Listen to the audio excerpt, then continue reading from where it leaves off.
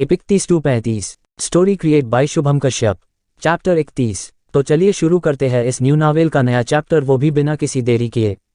वीर study room में आकर अपनी चेयर पर बैठ गया था और उसके पीछे जो राज आ रहा था वो भी उसके सामने लगी चेयर पर बैठ गया। उसके बाद राज ने उसकी तरफ एक फाइल बढ़ा दी और उससे कहा, कंपनी में फंड बहुत कम है, इतना कम कि हम सिर्फ कुछ दिन ही कंपनी का खर्च उठा सकते हैं, लगभग 100 करोड़ के आस पास होगा। बाकी मैंने फाइल दे दी है, देख लो। जिस पर वीर वो फाइल देखता है, वो फाइल कंपनी के अकाउंट की फाइल थी, जिसमें पूरी कंपनी के अकाउंट की डिटेल्स थी कि कहाँ खर्च हुआ है और कहाँ नहीं। फाइल देखने के बाद वीर राज से कहता है, ठीक है, मैं कल सुबह तक कंपनी में 1000 करोड़ ट्रांसफर कर दूंगा, जिससे कुछ दिक्कतें दूर हो जाएंगी और फिर बाद में देख लेंगे। वही राज जब ये सुनता है कि वीर सुबह तक 1000 करोड़ ट्रांसफर कर देगा तो वो हैरान हो जाता है और उसके मुंह से निकलता है, क्या 1000 करोड़, लेकिन इतना सारा पैसा आएगा कहाँ से। जिस पर वीर उससे बोलता है, तू शायद कुछ भूल रहा है कि हम यहाँ तक कैसे पहुंचे हैं, और ये 1000 करोड़ क्या अगले महीने इससे भी ज़्यादा सुनने और देखने को मिलेगा, तो क्या तभी तेरा ऐसा ही रिएक्शन रहेगा। अब इन सब की आदत डाल ले, समझ में आई बात। अब जाकर आराम कर, मुझे सौम्या से जरूरी बात करना है। जिस पर राज वहाँ से चला जाता है। राज के स्टडी रूम से बाहर निकलने पर बाहर ही उसे सौम्या मिल जाती है, जो वीर से बात करने के लिए ही आ रही थी।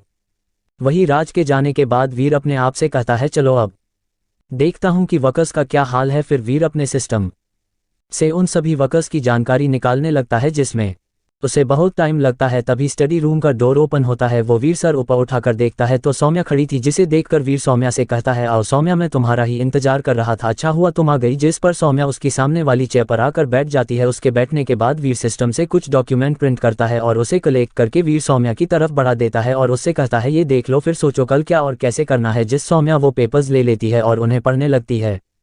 उन पेपर्स को पढ़ने के बाद सौम्या वीर की तरफ देखती है, जो अभी भी अपने सिस्टम में कुछ कर रहा था। सौम्या वीर से कहती है, भाई ये तो उन वर्कर्स की डिटेल्स है, लेकिन ये सभी तो हम लोगों के लिए काम कर ही नहीं रहे हैं, बल्कि ये तो माथुर इंडस्ट्री के लिए काम रहे हैं, और इसलिए वो हमारा काम नहीं कर रहे हैं। कहीं इन सब में माथुर इंडस्ट्री नहीं है कि वो सहगल इंडस्ट्री को बढ़ने नहीं देना चाहते है। जिस पर वीर मुस्करा देता है और वो उससे कहता है, मुझे भी ऐसा ही लग रहा है सौम्या, लेकिन अभी तक मेरे पास ऐसे कोई सबूत नहीं है और वही मैं कीज रहा हूँ। एक्चुअली वीर अपने सिस्टम में माथुर इंडस्ट्री और उनके परिवार वालों की डिटेल्स निकाल रहा था, जिसमें वो काफ़ी हद तक कामयाब भी हो गया था, लेकिन अभी तक उसको ऐसे कोई सबूत नहीं मिले थे। इसलिए वो अब निराश हो रहा था कि उसे अभी तक कुछ मिल नहीं रहा था। तभी उसे अपनी स्क्रीन में कुछ ऐसा मिलता है जिससे उसकी आंखों में चमक आ जाती है, जिसे देखकर वीर कहता है, मिल गया सबूत। जिसे सुनकर सौम्या वीर से पूछती है, क्या मिल गया भाई। जिस पर वीर सौम्या से कहता है, सौम्या तुम एक काम करो, सुबह जाकर जितने भी वर्कर्स हैं उन सभी को फायर कर दो और नए वर्कर को हायर करो, क्योंकि पहले वाले वर्कर्स का कॉन्ट्रैक्ट का टाइम भी पूरा होगा गया। इसलिए हम लोगों के पास के मौका है जिससे हम अपनी कंपनी के लिए कुछ कर सकते हैं, और बाकी कोई दिक्कत हो तो मुझे बता देना, ठीक है। अब तुम जाओ, जाकर आराम करो। जिस पर सौम्या उन पेपर्स को लेकर चली जाती है। फिर वीर कुछ सोचकर राघव को कॉल करता है। कॉल पिक होने पर वीर राघव से कहता है, राघव एक काम करो, मेरा माथुर इंडस्ट्री के फाउंडर और सीईओ के साथ मेरी मीटिंग फिक्स करो, और हो सकता है तो अभी करो, क्योंकि कल मैं फ्री नहीं रहूंगा। जिस पर राघव कहता है, ठीक है सर, मैं कोशिश करता हूँ। इतना कहकर राघव कॉल कट कर देता है।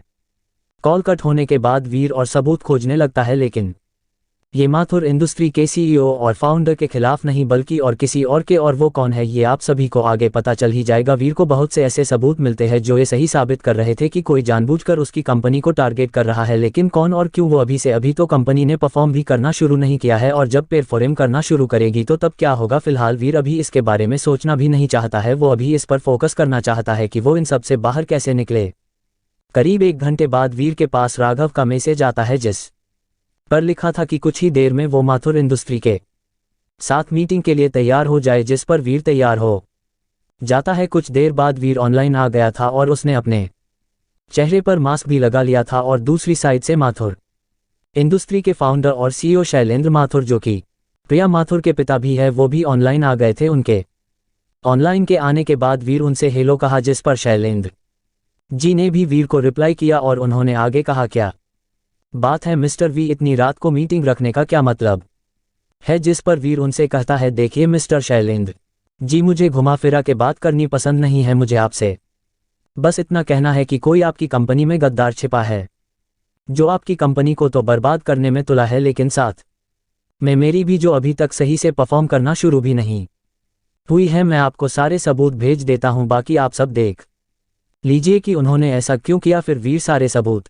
उनको भेज देता है। वही जब शैलेंद्र जी जब वी की बात सुनते हैं तो वो हैरान हो जाते हैं और वो हैरानी में वी से सवाल करते हैं, लेकिन वो ऐसा क्यों करेगा। जिस पर वीर कहता है ये तो मुझे नहीं पता, ये आप पता लगा सकते हैं। इसी सिलसिले में मैं आपसे बात करना चाहता था, इसलिए मैंने उसके खिलाफ जितने भी सबूत थे वो मैंने आपको भेज दिए हैं। उम्मीद है आप जो करेंगे सही करेंगे, जो आपके लिए और हमारे लिए भी सही रहेगा। ऐसी ही आधे घंटे तक उन दोनों की मीटिंग चली। मीटिंग खत्म होते ही वीर सुकून से अपनी चेयर पर टेक लगाकर बैठ और उसने अपनी आंखें बंद कर ली। आंखें बंद करके उसने एक गहरी सांस ली और उसने अपने आप से कहा, उम्मीद करता हूं सुबह तक सब सही हो जाए। फिर वीर उठकर अपने रूम में चला जाता है सोने के लिए। ऐसी ही पूरी रात गुजर जाती है और हर बार की तरह वीर अभी तक सो रहा था कि तभी उसके रूम के डोर का नोक होता है, जो कि सौम्या और राज दोनों ही कर रहे थे, क्योंकि उन दोनों को वीर को कुछ बताना था शायद। लेकिन वीर अभी भी बहुत गहरी नींद में था, जिस वजह से उसे नहीं सुनाई दे रहा था। काफी देर नोक करने के बाद राज सौम्या से कहता है, लगता है वीर अभी तक सो रहा था, चलो चलते हैं नीचे, फिर ऑफिस भी जाना है। जब वीर उठ जाएगा तब बता देंगे। उसकी ये बात सौम्या को भी सही लगती है, इसलिए वो राज की बात मानकर वो दोनों वापस नीचे चले जाते हैं। फिर दोनों ब्रेकफास्ट करके दोनों साथ में ऑफिस के लिए निकल जाता है। वही आज पार्थ भी कॉलेज चला जाता है। चैप्टर 32। तो चलिए शुरू करते हैं इस न्यू नॉवेल का नया चैप्टर, वो भी बिना किसी देरी किए। वही वीर की नींद करीब 10 बजे खुलती है। उठकर वीर जब टाइम देखता है तो वो अपने आप से कहता है, मैं इतनी देर तक कैसे सोता रहा। लेकिन फिर वीर जल्दी से फ्रेश होता है। उसके वीर तैयार होकर बिना ब्रेकफास्ट किए बगैर ऑफिस चला जाता है। वही कंपनी में जैसा वीर ने सौम्या से कहा था उसने वैसा ही किया था। उसने सभी फैक्ट्री के वर्कर्स को निकाल दिया गया था, जिस पर सभी वर्कर्स हंगामा करना शुरू कर दिया था। इसलिए सौम्या से पुलिस को बुला लिया था और उनके खिलाफ सारे सबूत पुलिस को दे दिए थे, जिस पुलिस उन लोगों को लेकर चली गई थी। फिर सौम्या अपने ऑफिस में वापस आ गई थी। वापस आने पर उसे पता चला कि वीर आ गया है, इसलिए सौम्या वीर से मिलने चली गई। वही वीर कंपनी में आकर अपने केबिन में बैठा था और इस वक्त वो अपने सर को दबा रहा था, क्योंकि उसका सर बहुत दर्द कर रहा था। इसलिए उसने राघव को कॉल किया और उससे कहा, राघव एक ब्लैक कॉफी ले आओ, मेरा सर बहुत दर्द कर रहा है। इतना कहकर वीर कॉल कट कर देता है। तभी वीर के केबिन का डोर नॉक होता है, जिस पर वीर कहता है, आ जाओ। जिस पर सौम्या अंदर आती है, जिसे देखकर वीर सौम्या से कहता है, आओ सौम्या बताओ कैसा चल रहा है सब। जिस पर सौम्या वीर से कहती है, वीर भाई जैसा कि आपने कहा था मैंने वैसे ही किया। वैसे आपको न्यूज़ मिली क्या? जिस पर वीर सौम्या से पूछता है, कैसी न्यूज़? तुम किस न्यूज़ की बात कर रही हो? जिस पर सौम्या उसे बताती है, भाई लग रहा है आपने आज न्यूज़ नहीं देखी है, तभी आप पूछ रहे हैं। खैर मैं आपको बता देती हूँ कि माथुर इंडस्ट्री के मैनेजर को बैन कर दिया गया है और उन्हें शायद जेल भी हो गई है, क्योंकि वो माथुर इंडस्ट्री के अंदर घपलेबाजी कर रहे थे। और मुझे अभी अभी ये भी पता चला है कि ये वही इंसान थे जो हमारी कंपनी को बर्बाद करना चाहते थे। इतना कह कर सौम्या चुप हो जाती है। सौम्या की बात सुनकर वीर मुस्करा देता है और उससे कहता है, ये तो बहुत अच्छी बात है। खैर तुम अपना जाकर काम करो, मुझे कुछ डिजाइन 1 हफ्ते के अंदर मार्केट में चाहिए। मैंने राज से कह दिया है, कल तक नए वर्कर्स आ जाएंगे और तब तक तुम अपनी पूरी टीम तैयार कर लो। और मैंने एक वेबसाइट बनाई है जो तुम्हारे बहुत काम आएगी। इनफैक्ट हमारी कंपनी को बहुत काम आएगी। इससे हमारी कंपनी की ग्रोथ बहुत ज़्यादा होगी, इसलिए सबको तैयार रखो। जिस पर सौम्या कहती है, ठीक है भाई, मैं सबको तैयार होने को बोलती हूँ। इतना कहकर सौम्या वहाँ से चली जाती है। उसके जाने के बाद राघव आता है और उसके एक हाथ में कुछ फाइल थी और एक हाथ वीर की ब्लैक कॉफ़ी। पहले राघव वीर की कॉफ़ी देता है, फिर राघव वीर से कहता है, सर ये कुछ फाइल राज सर ने भेजी है और वो कह रहे हैं इन्हें देख ली, अगर सही है तो हम इसमें इन्वेस्ट कर सकते हैं। जिस पर वीर कहता है, ठीक है राघव, मैं देख लूँगा, लेकिन पहले राज को बुला लो और हाँ उससे कहना कंपनी के अकाउंट जिस लैपटॉप में हो उसको साथ में लाना। जिस पर राघव यस सर कहकर चला जाता है। उसके बाद वीर अपनी कॉफ़ी पीता है, जिसे पीने के बाद वीर को कुछ राहत महसूस होती है। फिर वीर अपने लैपटॉप लेकर बैठ जाता है। पहले वीर अपने अकाउंट का बैलेंस चेक करता है कि उसमें कितने रुपए है, तो वीर देखता है उसके अकाउंट में करीब 1500 करोड़ रुपए है। जिस देख कर वीर कहता है, मुझे लगता है ये अभी भी कम है, मुझे इससे ज़्यादा की ज़रूरत है। फिर वीर जैनी से कहता है, जैनी मुझे आज के बिटकॉइन बताओ जो अच्छा खासा प्रॉफिट दे रहे हैं। जिस पर जैनी कहती है, बिल्कुल बड़ी, मैं भी चाहती हूँ कि आप जितनी जल्दी हो सके उतनी जल्दी पावरफुल इंसान बने। फिर जैनी वीर को बहुत से कॉइन बताती है, जिस पर वीर उन कॉइन पर करीब 500 करोड़ इन्वेस्ट कर देता है। इन्वेस्ट करने के बाद वीर अपने आप से कहता है, अब बस कल का इंतजार है। अभी वीर अपना काम कर ही रहा था कि तभी राज उसके केबिन में आ जाता है। राज आकर सीधा वीर के सामने वाली चेयर पर बैठ जाता है। वीर राज को देखकर कहता है, मैं अभी कंपनी के अकाउंट में 1000 करोड़ रुपए ट्रांसफर कर रहा हूं। फिर वीर कंपनी के अकाउंट में 1000 करोड़ रुपए ट्रांसफर कर देता है, जिस पर राज चेक करता है कि पैसे आए नहीं, लेकिन उससे पहले ही राज जो लैपटॉप लाया था उसमें एक मैसेज आता है। इस मैसेज में लिखा था कि आपके अकाउंट में 1000 करोड़ रुपए ट्रांसफर किए गए हैं, जिसे देखकर राज वीर से कहता है, आ गए हैं, तुम एक बार वो फाइल देख लो, फिर मुझे कॉलेज भी जाना है। जिस पर वीर राज से कहता है, हाँ चेक करता हूँ, लेकिन अब तो टाइम निकल चुका है, फिर अब कॉलेज जाकर क्या करेगा। जिस पर राज कहता है, मुझे कुछ काम है इसलिए। जिस पर वीर कुछ नहीं कहता है और उसकी लाई हुई फाइल उठा लेता है और जैनी से कहता है, जैनी ज़रा मुझे ये बताना, ये कंपनी लायक है इन्वेस्ट करने के लिए। जिस पर जैनी कहती है, ओके बड़ी। फिर जैनी उसे बताने लगती है कि वो कंपनी इन्वेस्ट करने के लिए है भी नहीं है। उस फाइल में कुल 10 कंपनी के नेम थे, जिसमें से 5 कंपनी ऐसी थी जो एक हफ्ते के अंदर उसे इतने ज़्यादा रिटर्न दे सकते थे कि कोई सोच सकता था, और 2 कंपनी भी ठीक थी, लेकिन लास्ट की 3 कंपनी ठीक नहीं थी, लेकिन वो आगे आने वाले समय में रिटर्न दे सकते थे। जैनी की बात सुनकर वीर राज से कहता है, इसमें से लास्ट की 3 कंपनी को छोड़कर सभी में इन्वेस्ट कर दो, खासकर टॉप की 5 कंपनी में जरूर करना, ठीक है। जिस पर राज कहता है, ठीक है मैं चलता हूँ, मुझे कॉलेज जाना है। कि तभी वीर कहता है, रुक, तू मुझे बता क्या काम है कॉलेज में। मैं भी कॉलेज भी जा रहा हूँ, मुझे कुछ बुक्स इशू करवाना है, इसलिए मुझे बता दे, मैं कर देता हूँ। जिस पर राज वीर से कहता है, यार मुझे भी कुछ बुक्स इशू करवाना था, इसलिए कॉलेज जा रहा था। अब जब तू जा रहा है तो मेरी भी करवा लाना, मैं तब तक यहाँ संभालता हूँ, क्यों कि यहाँ पर भी रहना जरूरी है। फिर राज उसे अपनी बुक नेम बता देता है, जिसके बाद वीर कंपनी से निकलकर कॉलेज की ओर चला जाता है। वही कॉलेज में आज प्रिया अपने दोस्तों के साथ जल्दी आ गई थी और वो सुबह से वीर को खोज रही थी, लेकिन वीर उसे कहीं नहीं मिल रहा था और वो किसी से पूछ भी नहीं सकती थी, क्योंकि उसे अभी तक वीर का नेम भी नहीं पता था। इसलिए वो निराश हो गई और उसे बहुत तेज गुस्सा भी आ रहा था, लेकिन क्यों गुस्सा आ रहा है ये उसको पता नहीं था। तभी रिया प्रिया से कहती है, तू क्यों गुस्सा कर रही है और तुझे उससे क्या लेना देना है जो उसे ढूंढ रही है। जिस पर प्रिया रिया कहती है, मुझे खुद नहीं पता मुझे गुस्सा क्यों आ रहा है और उसे मैं क्यों ढूंढ रही हूँ, और वो है मुझे सुबह से दिखाई तक नहीं दे रहा है, इसलिए मुझे और ज्यादा गुस्सा आ रहा है। जिस पर रिया मुस्कुराने लगती है, जिसे देखकर प्रिया और ज्यादा चिढ़ जाती है और चिढ़ते हुए रिया से कहती है, तू ऐसे मुस्कुरा क्यों रही है। जिस पर रिया कहती है, मैं कहाँ मुस्कुरा रही हूँ, मैं तो तुझे देख रही हूँ, जो लड़की आज तक लड़कों से इतनी नफरत करती हो, वो आज एक लड़के के पीछे इतनी पागल है, ये मुझे समझ में नहीं आ रहा है, या मैं जो सोच रही हूँ कहीं वही तो नहीं। वही इन सब से दूर राठौर इंडस्ट्री में शालिनी राठौर का फ़ोन बजता है, जिस पर शालिनी अपना फ़ोन उठा लेती ही है।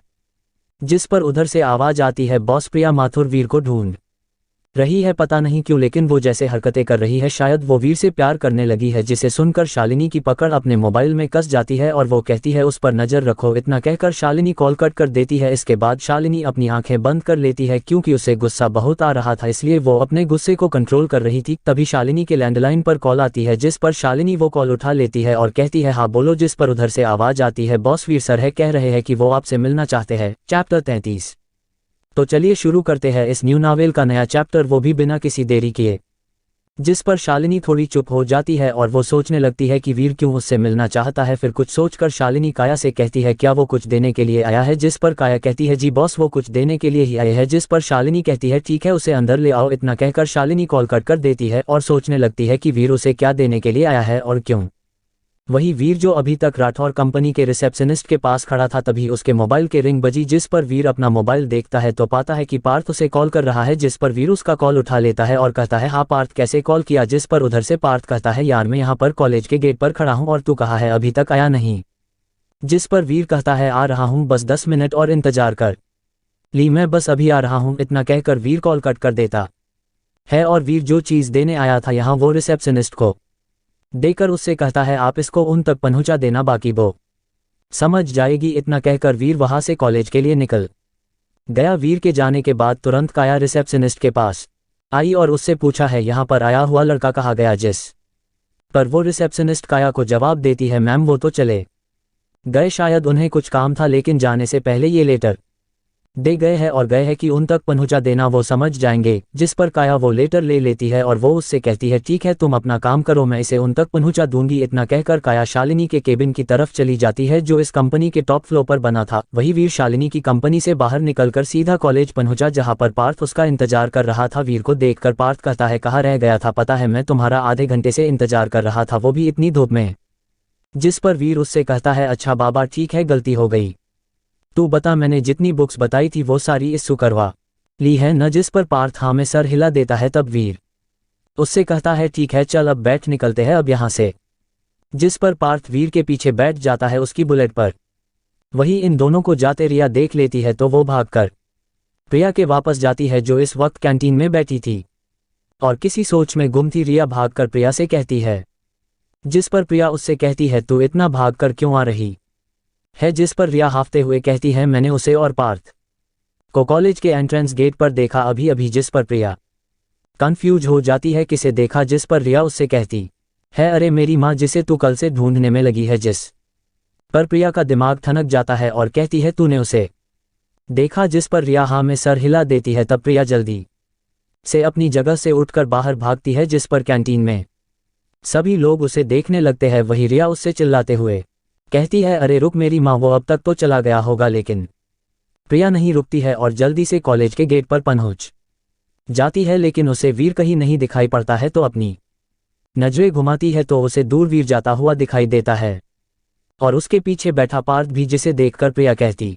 है फिर से निकल गया, लेकिन मैं तुझे छोड़ने वाली नहीं हूं, कल से परेशान कर रखा है। और वो जल्दी से पार्किंग लॉट में जाकर अपनी बाइक निकालती है और बाहर निकलने लगती है कि उसे रिया मिल जाती है, जिसे देखकर प्रिया कहती है जल्दी से बैठ। तब रिया उसके पीछे बैठ जाती है और वो भी उसी दिशा में चली जाती है जिस दिशा में पार्थ और वीर गए हुए थे। वही रास्ते में वीर पार्थ से पूछता है और आज तेरी काव्या से बात नहीं हुई, तेरी जो ऐसे मुंह लटकाए हुए है। जिस पर पार्थ कहता है नहीं वो आज कॉलेज नहीं आई, उसका मैसेज आया था, वो अगले हफ्ते लंदन जा रही है अपनी पढ़ाई पूरी करने के लिए। जिस पर वीर उसका चेहरा देखता है तब उसे पता चल जाता है पार्थ इस वक्त बहुत सैड है, इसलिए वो कुछ सोचता है, लेकिन वो अपने मन की बात पार्थ को नहीं बताता है और दोनों जल्दी कंपनी पहुंच जाते हैं। कंपनी आने के पहले वीर अपने चेहरे पर मास्क लगाना नहीं भूलता है, इसलिए उसे कोई पहचान नहीं पाता है और दोनों जल्दी वीर के केबिन में पहुंच जाते हैं। उनके कंपनी के अंदर जाने के बाद कंपनी के बाहर एक बाइक रोकती है। ये बाइक किसी और की नहीं प्रिया की थी और उसके साथ इस वक्त रिया भी थी। दोनों ने हेलमेट लगा रखा था। प्रिया बिल्डिंग को देखकर अपने आप से कहती है ये सहगल इंडस्ट्री क्यों आया है। जिस पर रिया कहती है पता नहीं यार, पता लगाना पड़ेगा, लेकिन कैसे। जिस पर प्रिया कहती है वो तो मैं लगा लूंगी, लेकिन उससे पहले मुझे यहाँ से निकलना पड़ेगा, कहीं अगर किसी ने देख लिया तो प्रॉब्लम हो जाएगी। इतना कहकर प्रिया अपनी बाइक स्टार्ट करके वहां से चली जाती है। वही राठौर इंडस्ट्री में काया वो लेटर जो वीर देकर गया था, वो लेटर लेकर शालिनी के केबिन में पहुंची। वही शालिनी वीर को इंतजार कर रही थी और साथ में ये भी सोच रही थी कि वीर यहाँ क्यों आया है, उसे कुछ समझ में नहीं आ रहा था। तभी उसके केबिन का डोर नॉक होता है, जिस पर शालिनी कहती है कमिंग। जिस पर काया अंदर आती है, जिसे देखकर शालिनी उससे कहती है वीर कहाँ है। जिस पर काया थोड़ा हड़बड़ा सी जाती है और फिर बाद में कहती है बॉस वो तो चले गए और ये लेटर आप तक पहुंचाने के लिए कहा है उन्होंने। जिस पर शालिनी वो लेटर अपने हाथ में ले लेती है और काया से कहती है ठीक है अपना काम करो जाकर। इस पर काया वहां से चली जाती है और फिर शालिनी लेटर खोलने जा ही रही थी कि तभी उसका फोन एक बार फिर से बजता है। जिस पर शालिनी बिना देखे कॉल उठा लेती है और उधर से आवाज आती है बॉस उनको पता चल गया है कि वीर सर कहाँ है इस वक्त, इसलिए वो उनको मारने के लिए यहाँ से निकल चुके हैं। जिस पर शालिनी को बहुत तेज गुस्सा आता है और वो अपने गुस्से भरी आवाज में कहती है वो लोग वीर तक नहीं पहुंचने चाहिए, अगर उनमें से एक भी आदमी वीर तक पहुंचा तो मैं तुम लोगों की जान ले लूंगी। आई बात समझ में। इतना कहकर शालिनी कॉल कट कर देती है और अपना गुस्सा शांत करने लगती है, क्योंकि उसे इस वक्त बहुत तेज गुस्सा आ रहा है। शालिनी गुस्से में अपने मन में कहती है तुम ऐसे सुधरने वाले लगता है, अब तुम्हें बताना पड़ेगा कि मैं कौन हूं और क्या कर सकती हूँ। इतना कहकर वो किसी को कॉल करती है और उससे कहती है मुझे कल तक निखिल राठौर रोड पर चाहिए, कैसे करना है क्या करना है वो तुम सोचा, लेकिन मुझे कल तक ये इंसान बर्बाद चाहिए। इतना कहकर वो कॉल कट कर देती है। चलो मैं आप सबको बता देता हूँ कि ये निखिल राठौर कौन है। ये है शालिनी के भाई है, तो ये सगे भाई, लेकिन इन्होंने कभी भी ऐसा काम नहीं किया जिससे ये पता चले कि ये शालिनी के सगे भाई है। इनफैक्ट इन्होंने इसका उल्टा ही किया हमेशा। शालिनी के खिलाफ चालें चलते रहते हैं ताकि इन्हें पूरा राठौर एम्पायर मिल जाए और वो इस पर राज कर सके, लेकिन ऐसा हो नहीं सका क्योंकि शालिनी के दादाजी अपना वारिस शालिनी को चुन लिया और ये बात निखिल को पसंद नहीं आई, इसलिए वो शालिनी को मरवाने चाहते थे लेकिन वो कभी इस काम में सफल नहीं हो पाए। और रही बात वीर की कि निखिल वीर क्यों मारना चाहता है और वीर शालिनी का क्या रिश्ता है जो शालिनी हमेशा वीर को प्रोटेक्ट करती रहती है, ये सब आपको आगे कहानी में पता चलेगा। चैप्टर 34। तो चलिए शुरू करते हैं इस न्यू नॉवेल का नया चैप्टर, वो भी बिना किसी देरी किए। शालिनी इस वक्त बहुत गुस्से में थी कि तभी उसे ध्यान आया कि वीर ने उसे लेटर दिया है, जिस पर शालिनी वो लेटर उठा लेती है और उसे खोलती है तो उसमें कुछ पेपर्स निकलते हैं, साथ में एक चेक भी जो कि 5 करोड़ का था। फिर शालिनी वो पेपर्स खोलकर देखती है तो दंग रह जाती है क्योंकि वो पेपर्स और किसी चीज़ के नहीं, वीर और शालिनी के तलाक के पेपर्स थे। उन पेपर्स को देखने के बाद शालिनी को फिर से गुस्सा आने लगता है कि तभी उसमें से एक लेटर निकलकर गिर जाता है, जिस पर शालिनी वो लेटर उठा लेती है और उसे भी खोलती है। तब उसे पता चलता है कि ये वीर ने लिखा है। वीर ने लिखा था, मिस शालिनी आपने कहा था कि मैं आपको तलाक नहीं दे सकता हूं, अगर मैंने तलाक देने की कोशिश की तो मुझे हर्जाने के तौर पर मुझे आपको 5 करोड़ रुपए देने होंगे। तो मैंने आपको 5 करोड़ रुपए दे दिए हैं और मैंने आपको तलाक के पेपर भी भिजवा दिए हैं, मैंने तो साइन कर दिए हैं और अब आप भी कर दीजिए क्योंकि मैं अब ऐसे रिश्ते में नहीं रहना चाहता हूं जिसमें मेरा सिर्फ इस्तेमाल किया जा रहा हो। मैंने तो पहले बहुत कोशिश की थी कि मैं रिश्ते को निभाऊं, लेकिन कहते हैं न कि ताली एक हाथ नहीं बचती है जब तक दोनों हाथ न मिले, इसलिए मैंने अब आगे बढ़ने का फैसला कर लिया है। उम्मीद है आप बीच में नहीं आएंगे, अब आप फ्री है, आप जिससे प्यार करती थी उसके साथ रह सकती है।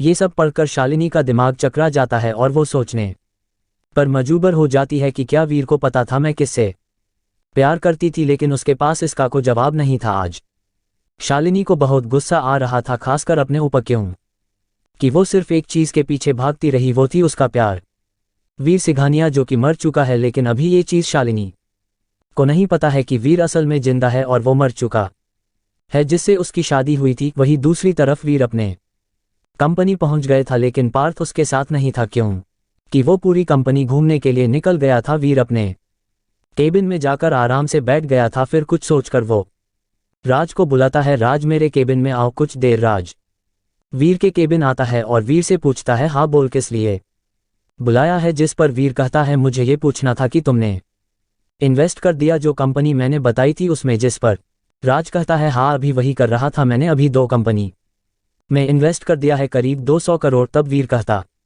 है, ठीक है जाओ जाकर बाकी कंपनी में इन्वेस्ट कर दो, मैं तुमको कल तक और रुपए ट्रांसफर कर दूँ ना, तब जितना भी अमाउंट तुमने इन्वेस्ट किया है उसका डबल कर देना। जिस पर राज ठीक है कहकर वहां से चला गया। फिर वीर सौम्या बुलाती है। कुछ देर बाद सौम्या वीर के केबिन में आ जाती है और उसके हाथ में बहुत सी फाइल थी, उसमें कुछ डिज़ाइन थे और उन लोगों की डिटेल्स थी जिन लोगों का सौम्या ने हायर किया था। उसे इतनी सारी फाइल देखकर वीर उसकी हेल्प करता है और कहता है, तुम्हारे पास इतनी सारी फाइल कहाँ से आ गई सौम्या, जिस पर सौम्या वीर से कहती है, ये सब फाइल मेरी नहीं भाई, ये सब उन लोगों की है जिन लोगों को मैंने बुलाया था, आप ये सभी फाइल देख लीजिए ताकि सब कुछ क्लियर हो जाए कौन सही है इस कंपनी के लिए और कौन नहीं। तब वीर सौम्या से कहता है, लगता है तुम अपना काम मन लगा कर रही हो, मुझे खुशी हुई कि तुम अपना काम अच्छे से कर रही हो।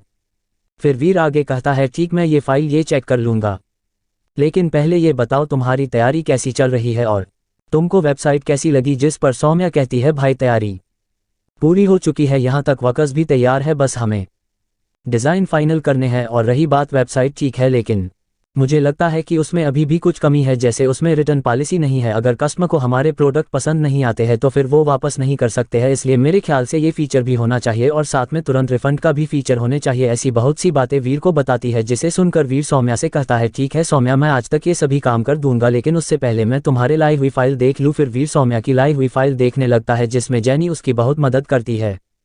सभी फाइल्स को देखने में वीर का पूरा दिन निकल जाता है और वीर को पता भी नहीं चलता है। शाम के 6 बजे फाइनली वीर फ्री होता है। तब वीर एक बार फिर से सौम्या को बुलाता है और उससे कहता है, सौम्या ये सभी डिज़ाइन एक से बढ़कर एक है, लेकिन मैंने कुछ डिज़ाइन सेलेक्ट किए हैं जो हमें बहुत काम आने वाले हैं, इसलिए मैंने उनको अलग कर दिया है। ये सभी डिज़ाइन फाइनल कर दो और साथ में अपने डिज़ाइन भी, बाकी ये सभी भी डिज़ाइन है लेकिन उसमें बहुत सी कमी है, इसलिए उन सब इंटर्न के तौर पर रख लो 3 मंथ के लिए। बाकी जो मैंने जो डिज़ाइन सेलेक्ट किए हैं उन सब वो लोगों का क्या करना है ये तुम्हें बखूबी समझ आ गया है। जिस पर सौम्या कहती है, जी भाई मैं समझ गई, मैं सभी को इन्फॉर्म कर देती हूँ। इतना कहकर सौम्या जाने को होती है कि वीर उसे रोककर कहता है, सौम्या मेरी एक और बात, अगर इंटर्न में लोग अगर अच्छा परफॉर्म करे तो उन्हें परमानेंट कर देना, जिस पर सौम्या कहती है जी भाई। इसके बाद सौम्या वहां से चली जाती है। फिर वीर अपना बचा हुआ काम करके पार्थ को लेकर घर से निकल है, लेकिन वीर जैसे ही पार्थ को ले कर कंपनी से बाहर निकलता है तो उसे सौम्या और राज भी मिल जाते हैं और तब चारों साथ में ही जाते हैं। सौम्या राज के साथ उसकी बुलेट में थी और पार्थ और वीर के साथ। तभी रास्ते में वीर को कुछ एहसास होता है कि कोई उसका पीछा कर रहा है, तो वो वीर अपने बुलेट के राइट हैंड साइड में लगे शीशे में देखता है तो उसे एक बाइक दिखती है। ध्यान से देखने पर उसे दिखाई पड़ता है कि उस बाइक में 2 लोग है। तभी वीर कुछ याद आता है और वो अपने मन में कहता है ऐसी ही बाइक मैंने कॉलेज में देखी थी, क्या कोई ऐसा कॉलेज में है जो मेरा पीछा करे? ऐसा अगर कोई कर सकता है तो वो सिर्फ प्रिया ही कर सकती है, क्योंकि वही मेरे ऊपर पहले दिन भड़की हुई है। तब वीर पार्थ से कहता है पार्थ मेरे पीछे एक बाइक चल रही है, तू देखकर बता सकता है कि ऐसी बाइक कहीं तुमने देखी है, लेकिन ध्यान रखना कि तुम्हें पीछे नहीं मुड़कर नहीं देखना है। तब पार्थ कहता है ठीक है। फिर पार्थ भी वैसी ही उस बाइक को देखता है जैसे कि वीर ने देखा था। पार्थ बाइक को देखकर झट से कहता है ये तो प्रिया माथुर है, लेकिन ये तुम्हारे पीछे क्यों आ रही है? वही जब वीर के मुंह से ये सुनता है कि ये प्रिया है तब उसे यकीन हो जाता है कि प्रिया ही उसका पीछा कर रही है, लेकिन क्यों? तब जल्दी से एक जगह बाइक रोककर वीर अपने चेहरे पर मास्क लगा लेता है और वो राज की बाइक लेकर वहां से चला जाता है। उसको ऐसा करता देखकर राज और पार्थ के साथ साथ सौम्या भी हैरान थी कि वीर ने ऐसा क्यों किया, लेकिन इसका जवाब सिर्फ वीर ही दे सकता है। वीर खैर जल्दी सभी वी पैलेस पहुंच जाते हैं। जब सभी अंदर आते हैं तो वीर उसे हॉल में बैठा हुआ दिखाई देता है। राज और पार्थ दोनों ही वीर से पूछते हैं कि ये जो रास्ते में उसने किया वो क्या था। CH-35 शालिनी का घमंड। अब आगे चैप्टर 35। तो चलिए शुरू करते हैं इस न्यू नॉवेल का नया चैप्टर, वो भी बिना किसी देरी किए।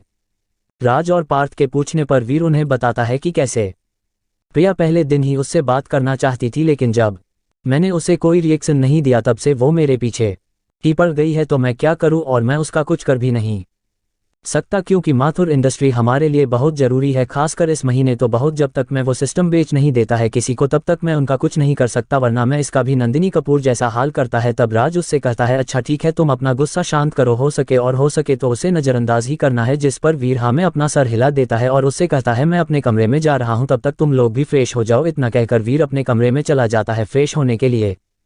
वीर के जाने के बाद सौम्या राज से पूछती है ये वीर भाई क्या कह रहे थे कि उनका हाल नंदिनी कपूर जैसा करते हैं?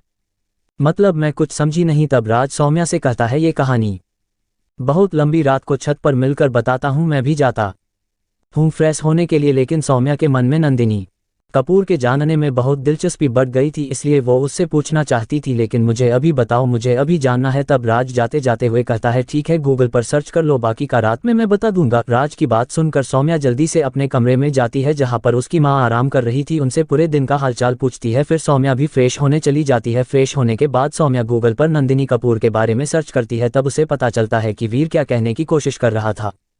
वहीं दूसरी तरफ शालिनी को समझ में नहीं आ रहा था कि वो क्या करे, वीर से बात करे या न करे। उसके हाथ में वही पेपर्स थे जो वीर देकर गया था, उसमें वीर की साइन थे। कुछ सोच कर शालिनी अपना फ़ोन उठा लेती है और वीर का नंबर ढूंढने लगती है, लेकिन उसे वीर का नंबर नहीं मिलता है। तभी उसे याद आता है कि उसने कभी वीर से बात तक नहीं की, तो उसके पास नंबर कैसे होगा। आज शालिनी को अपनी गलती रियलाइज हो रही थी कि उसने क्यों कोशिश नहीं की एक बार। अगर वो इस रिश्ते को मौका दे देती तो क्या हो जाता है। शालिनी काया को कॉल करती है और उससे कहती है मेरे केबिन में आना। उसके बुलाने पर काया थोड़ी देर बाद शालिनी के केबिन में आती है। तब शालिनी काया से कहती है काया मेरे पास वीर का नंबर नहीं है, तो क्या तुम वीर का नंबर पता करवा सकती हूँ? शालिनी की बात सुनकर काया अपने मन में कहती है क्या वीर सर का नंबर बॉस के पास नहीं है? क्या वो कभी भी वीर सर से बात नहीं करती है? अभी काया ये सोच ही रही थी कि तभी उसे एक बार फिर से उसे शालिनी की आवाज़ सुनाई पड़ी, जिस पर काया होश में आई और उसने शालिनी से कहा बॉस मेरे पास उनका नंबर है, मैं उनका नंबर देती हूँ। फिर काया शालिनी को वीर का नंबर देती है और वहां से चली जाती है। काया के जाने के बाद शालिनी अपने मोबाइल में वीर के नंबर को देखती है, पता नहीं क्यों लेकिन आज उसे घबराहट हो रही थी, क्योंकि उसने आज से 4 महीने पहले उससे बात की थी जब वीर उसके पास आया था। एक्चुअली 4 महीने पहले शालिनी के दादाजी ने उससे कहा था कि विल के मुताबिक अगर तुमने शादी नहीं की तो ये सारी प्रॉपर्टी ट्रस्ट में चली जाएगी। तब शालिनी ने सोचा था कि वो अपने प्यार वीर से शादी करेगी। उसने बहुत कोशिश की थी वीर को ढूंढने के लिए, लेकिन वीर उसे कहीं नहीं मिला था। तब थक हार उसने अपने शादी के लिए टेम्पलेट बनवाए थे, उसी में से एक टेम्पलेट लेकर वीर उसके पास आया था। तब वीर ने बस एक शर्त रखी थी कि उसे पढ़ने के लिए पैसे चाहिए थे। तब शालिनी ने उससे शादी कर ली थी वीर की शर्त मानकर। पहले तो उसे लगा था कि वीर भी बाकी सभी जैसा होगा, लेकिन जैसे जैसे टाइम बीता उसकी गलतफहमी दूर हो गई। उस दिन के बाद वीर ने काफ़ी कोशिश की थी शालिनी से बात करने के लिए, लेकिन कभी उसने ध्यान ही नहीं दिया था इस पर, और यही वजह से थी वीर ने उसे डिवोर्स पेपर भेज दिए थे।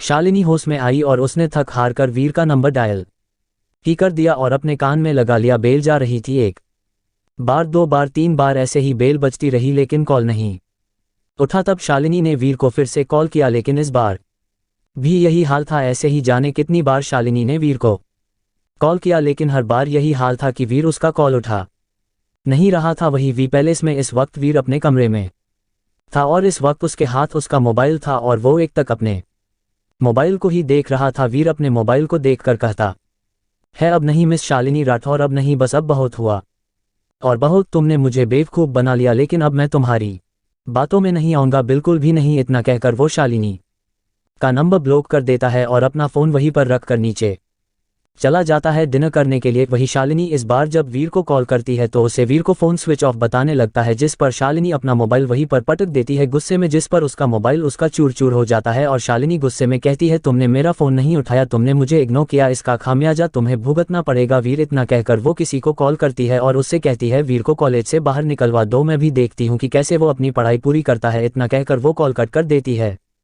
वही वीर डिनर करने के लिए नीचे आ जाता है और जल्दी ही सभी डिनर करते हैं। फिर वीर वहां से अपने स्टडी रूम में चला जाता है और उसके पीछे पीछे राज भी चला जाता है। वीर स्टडी रूम में आकर अपनी चेयर पर बैठ जाता है। अभी वो अपनी चेयर पर बैठा ही था कि तभी राज भी वहां आ जाता है। उसके यहाँ आने पर वीर उससे कहता है, क्या हुआ, तुम यहाँ क्यों आए हो? जिस पर राज कहता है, वो मुझे कुछ बात करनी थी पार्थ के बारे में। जिस पर वीर कहता है, मुझे पता है तुम क्या बात करने आए हो, परेशान मत हो, मैंने उसका इंतजाम करवा दिया है, वो भी काव्या के साथ अगले हफ्ते लंदन जा रहा है, तू परेशान मत हो। जिस पर राज उससे पूछता है, तुझे कैसे पता कि मैं यही बात करने आया हूं? जिस पर वीर कहता है, तुमने जब पार्थ का नाम लिया था तभी मैं समझ गया था, इसलिए मुझे पता चल गया है कि तुम क्या बात करने आए हो। अब जाओ, जाकर आराम करो जाकर, और मुझे भी अपना काम करने दो। जिस पर राज वहां से चला जाता है। उसके बाद वीर वी की पहचान से सोशल साइट्स पर कुछ लिखकर पब्लिक करता है। उसके बाद वीर, जैसा कि सौम्या ने बताया था कि वेबसाइट में क्या क्या चेंजेस करने हैं, उसको करने लगता है और ये सब काम करने में उसको रात को 2 बज जाते हैं। उसके बाद वीर सोने के लिए चला जाता है, लेकिन जो वीर ने पब्लिक किया था लिखकर, वो बहुत जोरों से ट्रेंड होने लगा था और हर तरफ उसी के बारे में बात हो रही थी। आज के लिए बस इतना ही, बाकी का कल आपको मिलेगा। तब तक के लिए बने रहिए हमारे साथ और चैनल ज्वाइन कर लीजिए।